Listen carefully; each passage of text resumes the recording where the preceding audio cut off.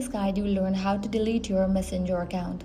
Let's get started. Before we begin, keep in mind that your Facebook and Messenger accounts are linked. So if you delete your account, it can also affect your Facebook profile.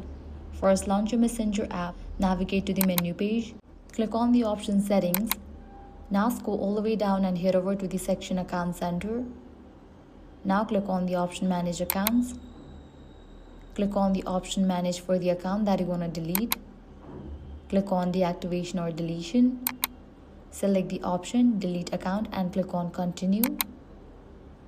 Now select the reason why do you want to delete your account and click on Continue. Click on No Continue with Deletion. Now scroll down and click on the option Continue. You will be prompted to enter your password. For the security reasons, type in that and click on Continue. Click on the option Delete Account for the confirmation, and that's it. This way you can easily delete your Messenger account. If this guide helped you out, do not forget to like, share and subscribe.